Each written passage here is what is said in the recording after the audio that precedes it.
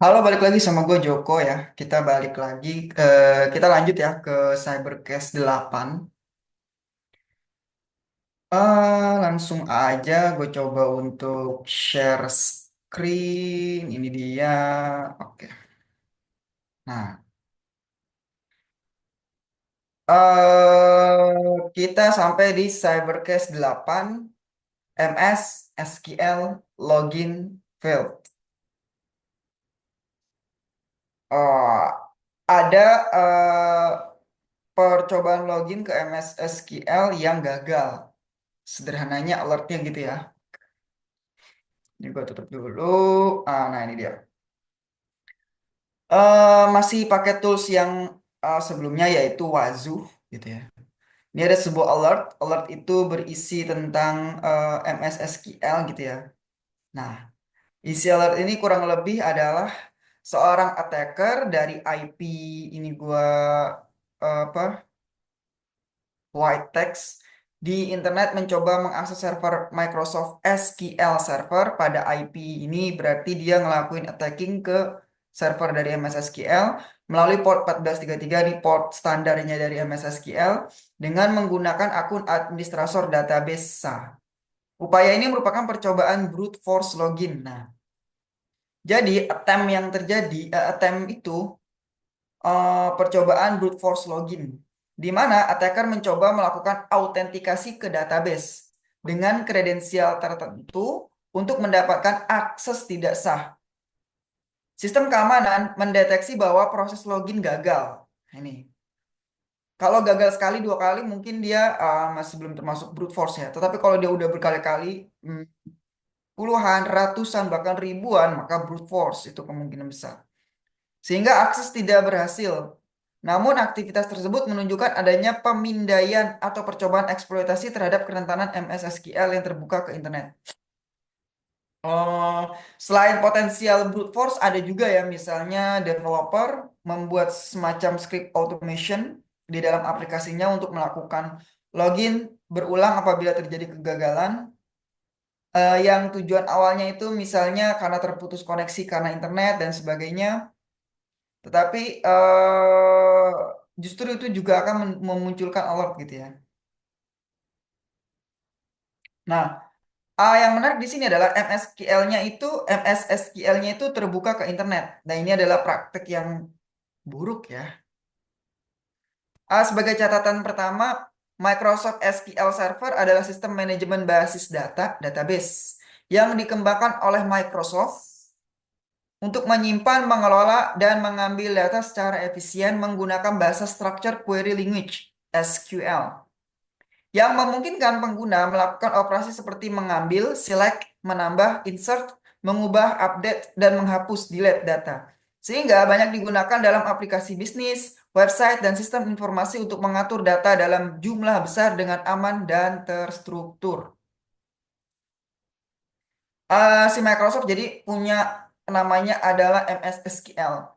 Ada juga sebenarnya yang lain, ada PostgreSQL, ada MySQL, Oracle, ada berbagai Oracle SQL, ada berbagai jenis si database itu ya. Nah, dalam case ini adalah MS SQL ya. Memang dalam lingkungan enterprise yang tentu saja sudah terintegrasi dengan Microsoft, sering sekali menggunakan MS SQL gitu ya. Kita coba lihat nih lebih detail SQL Server itu apa sih sebenarnya gitu ya. Nah, Microsoft SQL Server. Apa itu Microsoft SQL Server? Ya, dia adalah database, sederhananya gitu ya. Cara kerja SQL Servernya dari MS SQL ya pada dasarnya sama ya. Nah, cuma memang kalau MS SQL ya engine-nya tentu saja buatan dari Microsoft gitu ya. Tetapi kalau MSQL dengan misalnya MySQL dan PostgreSQL, ya dia masih relational ya, masih relational. SQL itu pertama kali itu di 2000,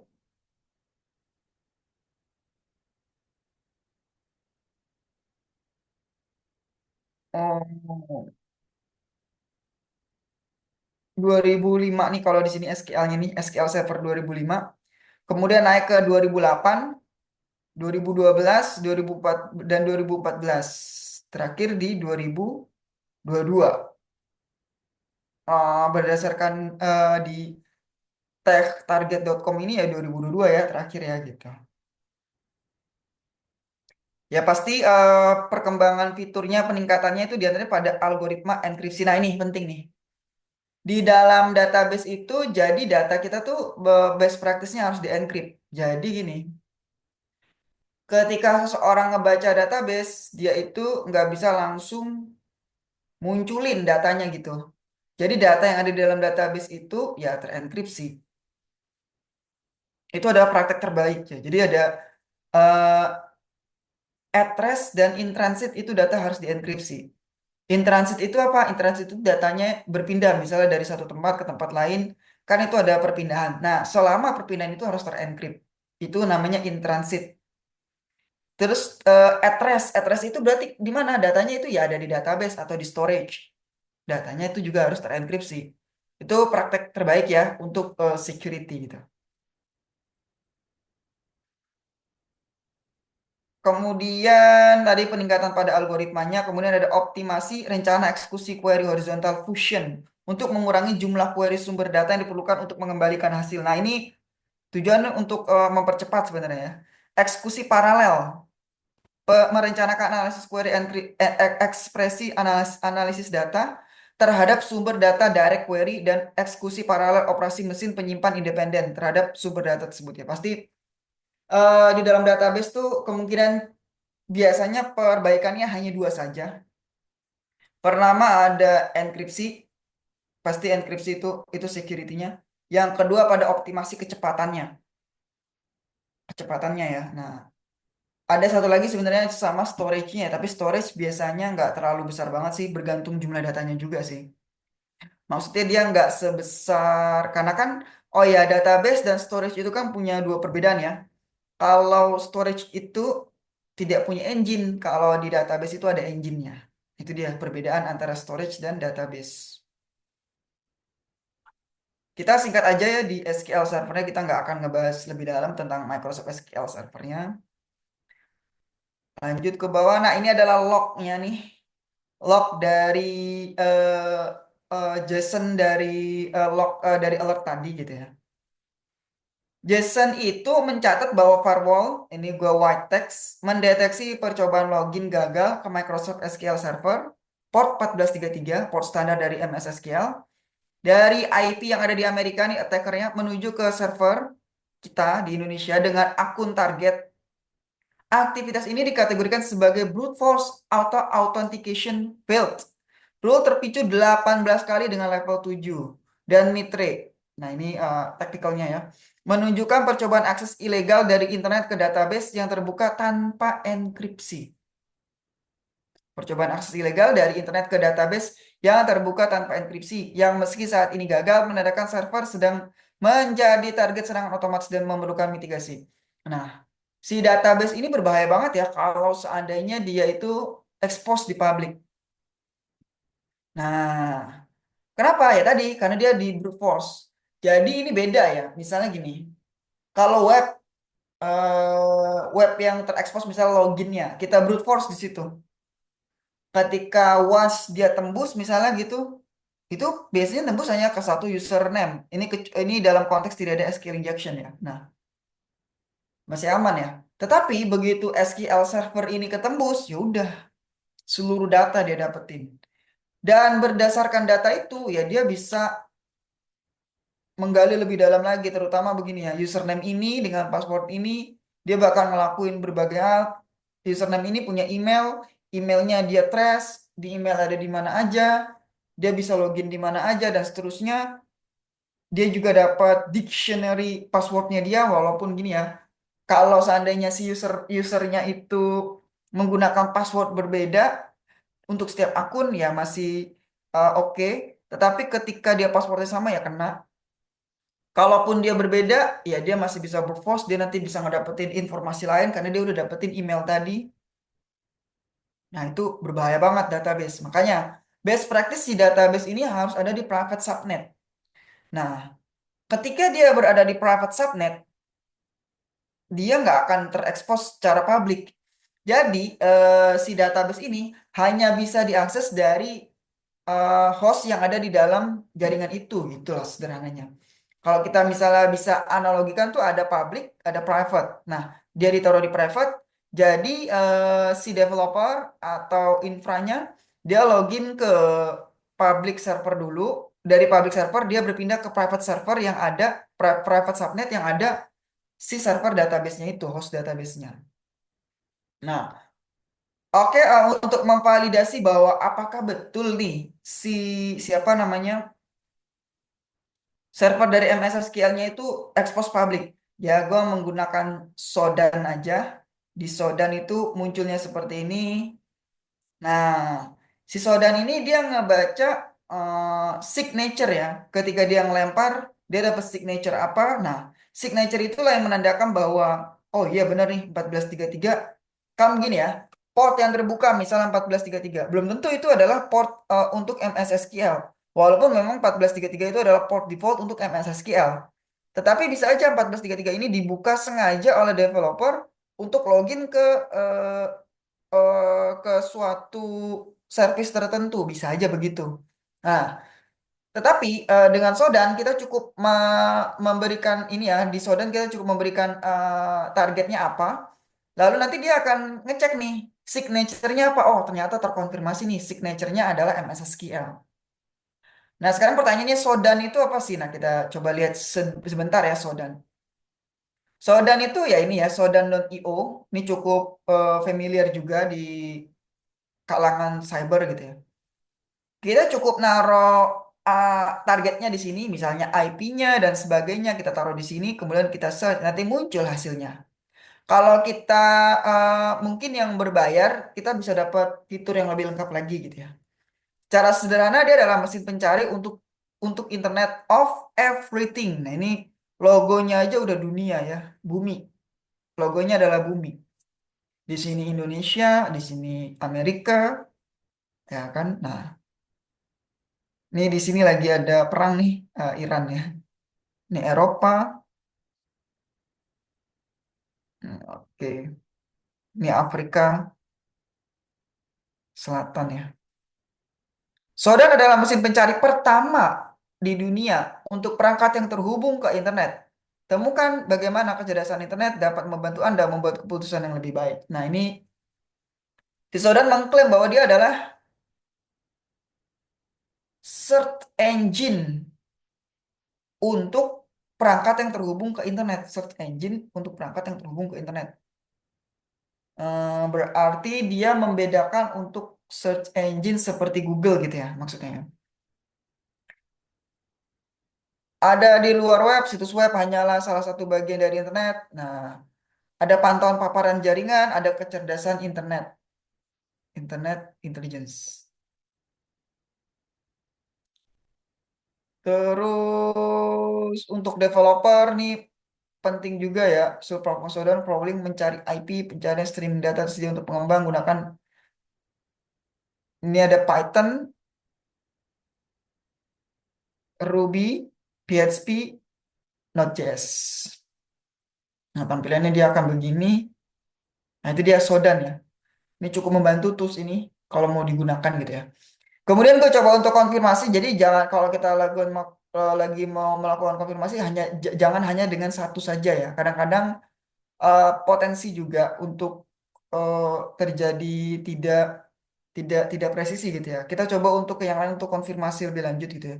Contohnya di sini gue gunain platform Census.io. Ini hasilnya dan memang terbukti MSSQL juga terbuka di situ gitu ya. Lalu sensis ini apa? Kita lihat di sini. Nah, ini dia sensis. Ya, sensis itu adalah otoritas intelijen dan wawasan internet. Nah, dia menggambarkan begini ya. Properti webnya 1,5 miliar, sertifikat 14 billion, eh, tuan rumahnya 224 juta. Ya, SSH non standar ada 2000, spanduk telnet. Dia ini bot, dia punya bot ya untuk selalu melakukan mapping di seluruh muka bumi ini. Kemudian dia akan ngasih tahu nih area-area mana nih yang telnetnya terbuka. Spanduk telnet maksudnya tuh flag ya, telnet flag. Jadi dia kasih bendera-bendera nih, oh ini ada telnetnya. Nah bahaya banget itu ya. ASN di Michigan, protokol 222. Sama juga caranya tinggal kita masukin aja nih targetnya apa. Kemudian nanti dia akan nyari ya hasilnya adalah biasanya kalau di Sensis ini harus login dulu. Nah, nanti hasilnya akan seperti ini gitu ya. Sama juga. Nah, kemudian yang terakhir gue coba untuk melakukan konfirmasi menggunakan PowerShell TCP client. Ini IP-nya, IP yang mau gue cek dari server MySQL, MS SQL-nya, portnya 1433, try, ini variable TCP sama dengan new minus object, system.net, socket.tcp client ini memang pakai bahasa net ya. C Sharp pakai bahasa .NET di .NET itu kan basisnya adalah C Sharp. TCP.connect IP port, IP portnya, kemudian if TCP.connected write output port 1433 terbuka, respons MS SQL kemungkinan ada. TCP.close catch kalau enggak write output tidak bisa connect ke port 1433. Nah, ternyata hasilnya adalah port 1433 terbuka, respons MS SQL kemungkinan ada.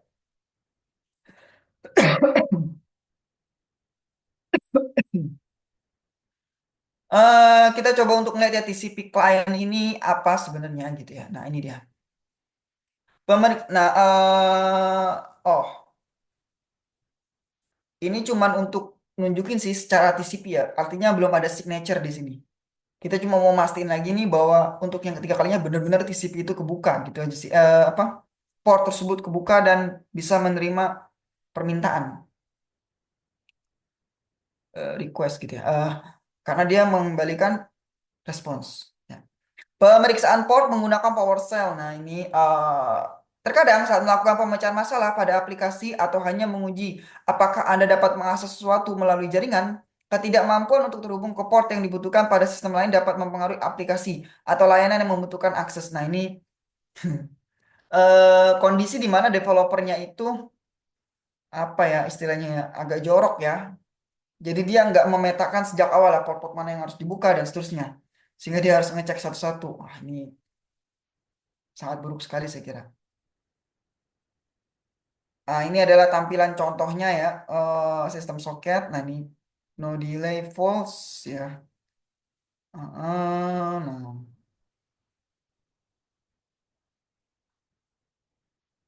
Ada tiga cara potensial untuk membuka koneksi guna menguji port pada sistem jarak jauh. Perintah connect.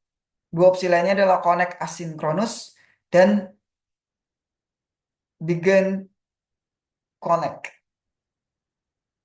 Kalau perintah connect berfungsi dengan baik, tetapi ada potensi masalah di mana upaya tersebut dapat macet untuk jangka waktu yang lama, sehingga menyebabkan masalah kinerja jika Anda hanya ingin menunggu sekitar 1 detik sebelum menentukan bahwa koneksi tidak tersedia. Oke. Memberi kita kesempatan untuk mencoba membuat koneksi dan kemudian menunggu beberapa waktu sebelum menyatakan bahwa koneksi tidak tersedia. Nah, itu dia. Kalau dari bahasanya ya, pendekatan connect asinkronus berarti dia adalah koneksi yang non sinkronus.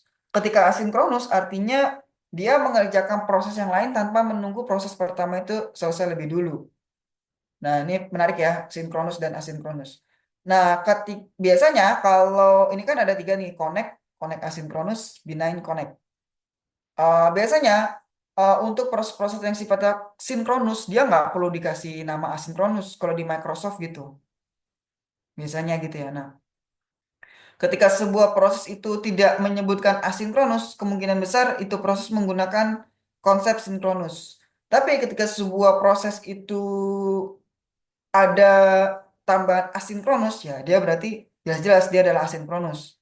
Ya tadi, asinkronus dia mengerjakan sebuah task atau pekerjaan tanpa menunggu pekerjaan yang pertama itu selesai dulu. Kalau sinkronus, dia harus nungguin dulu tuh. Yang pertama harus selesai dulu, baru lanjut ke yang dua, dua selesai, baru ketiga, dan seterusnya. Kalau asinkronus, yang pertama dia proses tanpa menunggu yang pertama selesai, yang kedua udah bisa mulai. Itu mempercepat ya, tentu saja mempercepat. Karena kan yang tadinya sequence jadinya satu, misalnya 1 detik, 1 detik, 1 detik, ada 3 proses menjadi 3 detik. Tapi kalau barengan bisa bahkan mungkin cuma 1,5 detik. Itu aja sih sederhananya gitu ya. Dia hanya untuk melihat bahwa portnya itu ya menjalankan itu ya, tapi dia belum sampai ke signature ya. Perlu alat yang lebih advance saya kira daripada PowerShell. Instead PowerShell itu. Oke, kita lanjut. Nah, terkait gue coba untuk korelasiin ke ECI atau Incident Council Incident Handling.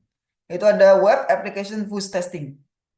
Web Application Fuzz Testing ini kan dalam konteksnya ini masuk ke fuzzy ya, brute force ya. Adalah metode pengujian aplikasi web secara black box tanpa melihat kode dalamnya. Dengan cara memasukkan banyak data acak fuzz ke dalam aplikasi untuk menemukan bug, error, atau celah keamanan. Tujuannya untuk melihat apakah aplikasi bisa crash, error, atau rentan terhadap serangan seperti SQL injection, cross-site scripting, XSS, buffer overflow, atau DOS atau denial of service. Sehingga pengembang bisa memperbaiki sebelum dimanfaatkan penyerang.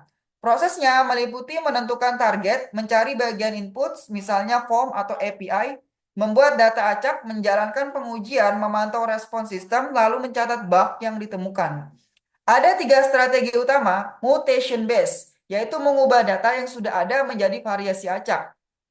Generation base, yaitu membuat data baru dari nol sesuai model. Protokol base, yaitu mengirim data atau paket yang dimodifikasi berdasarkan aturan protokol tertentu untuk menguji bagaimana aplikasi merespons input yang tidak normal.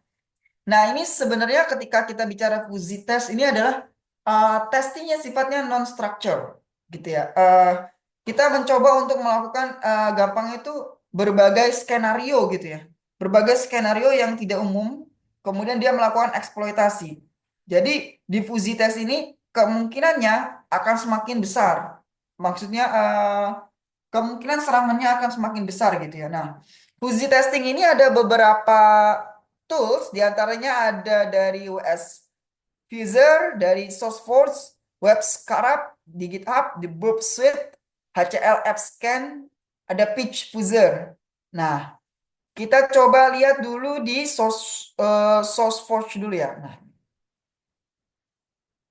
di SourceForge ini ada aplikasinya nih, dia WS Fuzzer namanya. WS Fuzzer adalah alat pengujian penetrasi fuzzing yang digunakan terhadap layanan web berbasis HTTP SOAP. Ya, ini HTTP SOAP nih menarik nih. Jadi HTTP itu ada beberapa tipe, ada SOAP dan ada tipe yang lainnya. Nah, dalam konteks ini WS Fuzzer ini hanya digunakan peruntukannya adalah berbasis HTTP SOAP. Alat ini menguji berbagai aspek validasi input, parser XML, dan lain-lain dari target SOAP. WS Fuzzer hanya boleh digunakan terhadap target yang telah memberikan izin untuk diuji. Nah, menarik nih. Dia punya ethical ya, bahwa dia hanya melakukan pentest itu kepada target yang sudah memberikan izin. Fiturnya adalah pengujian fuzzing SOAP, pengujian fuzzing XML, serangan XDOS. Nah, itu dia fuzzy ya. Nah, kemudian tools yang lainnya ada Web Scarab di GitHub. Nah, ini gue coba untuk melihat ke GitHub. Ehm, Apa namanya? Alamatnya adalah github.com/owasep minus web scarab. Oke. Ini kalau kita ngeliat update terakhir itu di 6 tahun yang lalu ya. Di 6 tahun yang lalu. Dan ini sudah diarsipkan di 2024. Sekarang repositorinya hanya dapat dibaca read only. Arsip publik. Boleh digunakan secara publik gitu ya. Ini ada dokter. Ini memang ditranslate gitu ya. Oke. Kalau kita ngelihat ini adalah proyek open source web Scarab yang dihosting di oasep.org. Jadi dia open source nih. Tujuannya adalah untuk menjadi alat yang dapat digunakan secara otomatis atau interaktif untuk menguji keamanan aplikasi web. Web Scarab ditulis sepenuhnya dalam Java. Menarik ya. Dia berarti pakai Java nih, pakai bahasanya Java nih kalau kita lihat. Di depannya kita nggak bisa ngeliat ya. Kemungkinan di dalam nih, biasanya di ini pakai bahasa Indonesia sih ya. Biasanya di source ini nih kemungkinan besar nih. Di source ini nanti akan ada nih. Kita coba lihat dulu ya.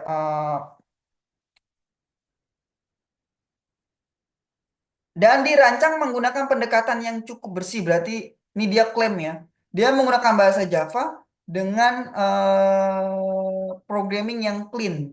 Menarik ya. Nah, menariknya begini ya. Di isi konsil memang ada dua bahasa utama yang memang menjadi concern. Di antaranya adalah Java dan C Sharp. Nah, itu dia. Dua bahasa yang memang dianggap punya tingkat keamanan yang cukup tinggi ya. Instead JavaScript, instead PHP, dan seterusnya. Serangkaian antarmuka untuk memungkinkan penghapusan dan penggantian yang sudah ada, komponen atau penambahan sistem analisis baru. Untuk detail selengkapnya silakan lihat URL di atas. Kalau kita lihat kontribusinya begini, ini memang open source, lisensi GPL 2.0 gitu ya. Nah, kalau kita mau ngelihat ya, misalnya kita coba lihat ke sini, kelihatan nggak ya? Di sini biasanya nih di ORG. Ya betul ya. Ini bahasa Java nih. Web scarab.java. Misal main.java deh kita lihat ya. Main.java-nya. Ya betul ya. Import java. Ini sangat sangat apa namanya sangat familiar buat gua. Ini memang diubah ke bahasa Indonesia ya. Jawa di translate jadi Jawa ya. Menarik menarik. Java itu yang menarik ya Java. Ya ya. Oke, kita lanjut ke sekarang Burp Suite. Di Burp Suite juga ada tentu saja Fuzi. Nah, ini dia nih. Di dokumentasinya si Bob Sweet atau Postweiger ini dia punya pengujian kerentanan terkait fuzzy itu nih. Anda dapat menggunakan burp intruder untuk mengidentifikasi kerentanan berbasis input dengan menganalisis hasil serangan untuk pesan kesalahan dan pengecualian lainnya. Atur posisi muatan, tetapkan jenis payload, atur grab pencocokan, analisis hasilnya. Nah, hasilnya itu harus dianalisis ya.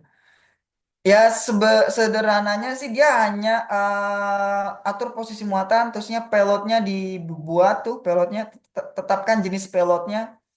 Kalau di sini jenis pelot tipenya sample list, dia kayaknya punya pelot sendiri ya si Podswagger ini. Kemudian ya udah tinggal dikirim aja ke targetnya. Lalu nanti ada hasilnya. Nah, hasilnya ini nih yang kita analisis nih. Responsnya apa sih? Nah, itu dia. Itulah kerjaannya Pentes ya, gitu. Volkswagen udah terus ya HCL Apps. Nah, ini dia HCL Apps ini dia. Dia itu ya ini HCL software di mana dia punya fitur namanya HCL One. Ini kan jadi ini agak berat juga sih ininya ya webnya ya karena dia di depannya tuh ada semacam AI yang diinput gitu, dipasang di depannya. Namanya adalah HCL One Test. Kalau ngelihat dari namanya itu HCL One Test itu artinya dia adalah sebuah software di mana dalam suatu software itu dia bisa melakukan testing berbagai hal termasuk fuzz testing tadi. Fuzz testing jadi acak ya. Menarik nih dia punya cukup lengkap warnanya biru biru apa? Biru-biru langit gitu ya.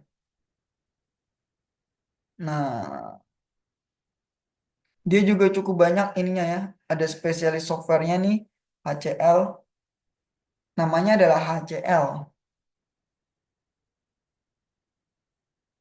Oke, ya paling itu aja sih informasinya karena dia memang nggak menampilkan ya produknya tuh bagaimana tampilannya gitu ya. Sifatnya memang lebih private ya si HCL software ini. Lanjut kita ke pitch dari GitLab.io. Nah, ini dia.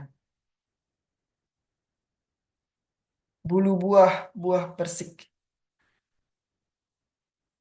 Peach Phaser Community Edition tidak lagi dipelihara. Rilis terakhir 6 tahun yang lalu. Versi terbaru tersedia di GitLab. Nah, untuk ini udah nggak tersedia, tetapi kita bisa ngeliat nih dia pakai apa nih si Peach ini. Nah, kalau yang tadi di OASP ini dia menggunakan Java kan ya. Kalau di GitLab ini dia menggunakan Microsoft.NET. Nah, ini adalah dua hal yang menarik ya. Seperti di isi konsil ya, kita tahu bahwa application security itu menggunakan dua bahasa utama. Di antaranya adalah Java dan C Sharp. Nah, di sini kalau ini kan .NET ya. Oh, Java dan .NET ya. Si .NET ini kan basisnya adalah C Sharp. Nah, ini extension to which biasanya ditulis dalam bahasa C Sharp sebagai modul assembly yang diidentifikasi melalui refleksi. Nah, bahwa ini adalah pelengkap dari OASP ini nih. Ini bukan punya OASP kan, dia punya pitch tag nih, punya buah persik. Nah, ya semacam pelengkap aja ya. Di sini kita tahu ya bahwa oh ya, dua bahasa yang memang menjadi concern dari security itu, cyber security adalah Java dan .NET gitu. Dua itu menjadi apa namanya menjadi concern. Nah, itu tadi pembahasan kita di Cybercase 8 tentang MSSQL login field. Ya, secara sederhana, MSSQL login field ini adalah mau ngasih tahu ke kita alert itu bahwa ada percobaan login ke MSSQL yang gagal. Nah, kita perlu lihat lagi. Kalau dia banyak terjadi, kemungkinan itu adalah brute force atau bisa juga automation script. Tetapi dalam konteks ini jelas-jelas ya bahwa itu terjadi karena apa namanya MSSQL yang expose keluar kemudian dilakukan brute force oleh attacker. Kita bisa melihat dari IP attacker yang malicious gitu ya. Nah, itu dia MSSQL login failed. Dan kita coba untuk lengkapin ke web application fuzzy testing. Ini ketika kita masukin nih secara fuzzy, dia nanti akan ada respons tertentu nih yang kita bisa eksploitasi. Oke, sampai situ dulu mengenai alert MSSQL login failed. Eh, Thank you udah nonton. Kalau ada ada masukan boleh banget komen di bawah. Dan kalau mau diskusi juga boleh hubungi gue langsung di link-link yang tersedia. Kita nanti akan lanjut lagi ke case ke-9 ya. Nanti kita lihat case 9 mudah-mudahan bisa langsung gue coba untuk share gitu. Thank you sampai sini dulu dan goodbye.